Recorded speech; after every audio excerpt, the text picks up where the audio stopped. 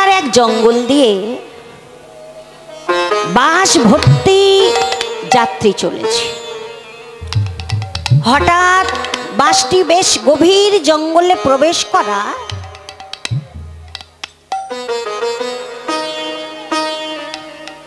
ভীষণ ঝড়। বাসের যে চালক আছে, ড্রাইভার, রাস্তার পাশে বাসটি দাঁড় করিয়ে দিয়েছে, আর চালাতে পারছে না। এমন ঝড়, তার মধ্যে বজ্রাঘাত, তার মধ্যে বৃষ্টি। বাসের ড্রাইভার হঠাৎ বলতে লাগলো, যাত্রীগণের শুনুন, যাত্রীগণ, আপনাদের কাছে আমার একটা নিবেদন আছে। আমার বাস হঠাৎ চলছে না কেন? আমার মনে হয়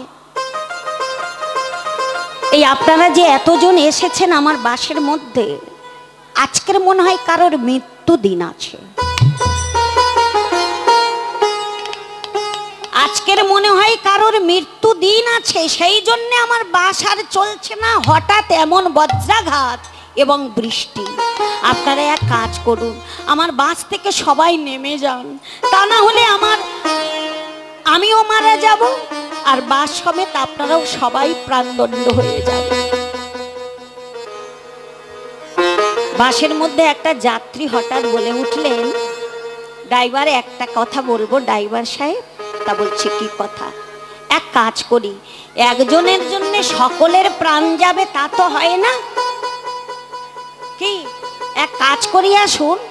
নিজেদের মধ্যে একটা আলোচনা করে নিয়েছে যে ওই দূরে যে একটি তাল গাছ দেখা যাচ্ছে, একজন করে বাস থেকে নামবো, নেমে তাল গাছটা ছুঁয়ে আবার বাসের মধ্যে চলে আসব।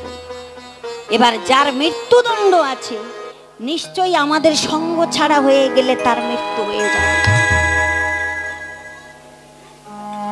যাত্রীর কথা মতো সকল যাত্রী সবাই মেনে নিয়েছে, তাই হবে, যাব আমরা একজন একজন করে। একজনের জন্য তো আর সকলের প্রাণদণ্ড যাবে এমন করা উচিত নয়। লক্ষ্য করেন মায়েরা, কত সুন্দর দৃষ্টান্ত দেখুন। সঙ্গ করলে কি লাভ হয়? একজন করে বাস থেকে নামে আর ভয়ে ভয়ে যায় তাল গাছের কাছে, মনে মনে ভাবে, আমার কি প্রাণদণ্ড আজকে? আজকের কি আমার মৃত্যু দিন? এইভাবে একজন একজন করে যায়।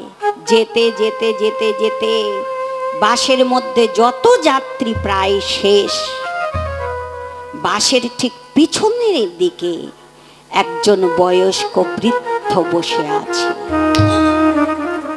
ড্রাইভার সাহেব গিয়ে বলছে, ও দাদু, দাদু, এইবার তুমি নামো। আমরা সকলে একবার একবার করে গিয়ে তাল গাছটা ছুঁয়ে এসেছি, তোমার যাওয়া হয়নি, নামো। বয়স্ক বৃদ্ধা বলছে, আমাকে তোমরা ক্ষমা করো, আমাকে এই বাস থেকে তোমরা নামতে বলো না। ড্রাইভার সাহেব বলছে, কেন? আমরা একজন একজন করে তো সবাই গিয়েছি, তুমি কি চাও যে তোমার জন্য আমাদের এই এতগুলো বাস ভর্তি লোক আমরা সবাই মারা যাই? আগে তুমি নামো। বয়স্ক বৃদ্ধা কিছুতেই সিটে থেকে নামতে চায় না, সিটটা কামড়ে ধরে বসে আছে। সিট আঁকড়ে ধরেছে, আমাকে তোমরা নামতে বলো না।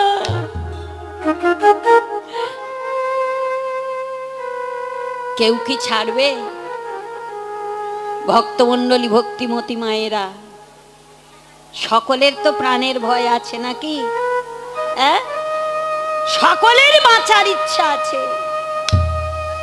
ছেলে যদি চোখের সামনে মারা যায়, কোনো মা কিন্তু ছেলের জন্য প্রাণ দেবে না।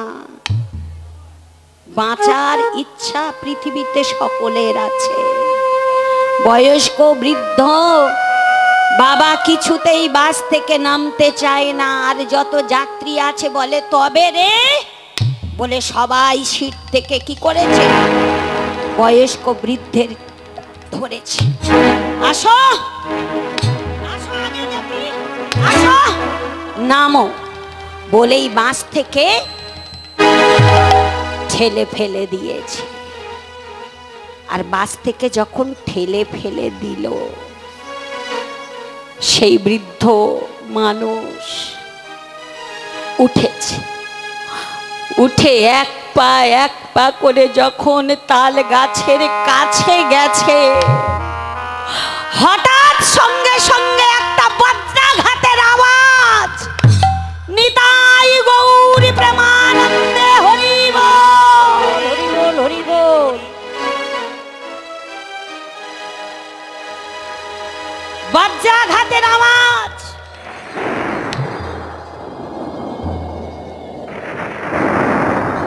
এবার প্রশ্ন করব আপনাদের কাছে, বজ্রাঘাতটা কোথায় পড়লো বলুন তো?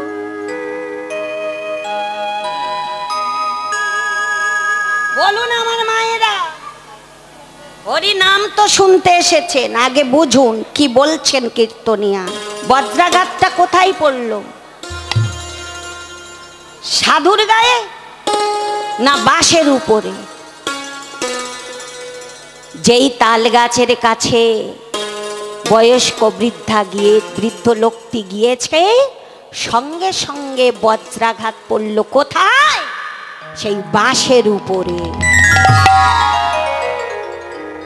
আর পড়া মাত্র সঙ্গে সঙ্গে এক বাস লোক যাত্রী সহ দাউ দাউ করে জ্বলতে লাগলো। ওই যে বয়স্ক বৃদ্ধ বাবা, উনি কিন্তু আর কেউ নন। উনি কে? উনি ছিলেন পরম বৈষ্ণব।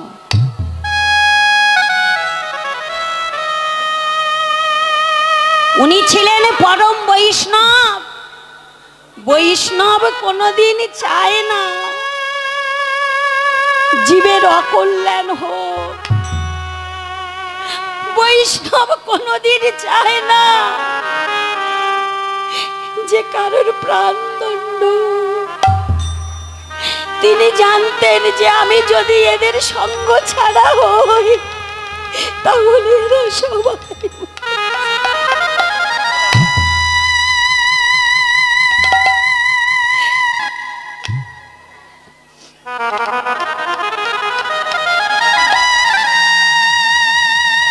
আজকের বৈষ্ণব ঠাকুর দাঁড়ায়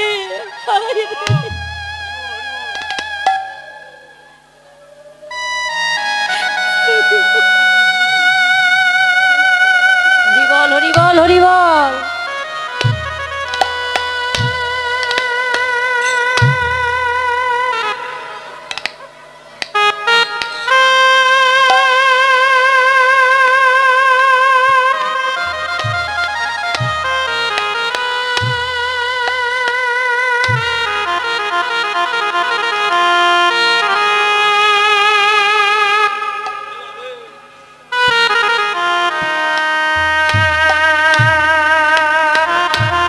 তাই ভক্তমণ্ডলী, সঙ্গ ছাড়া হবেন না, সঙ্গ করতে শিখুন।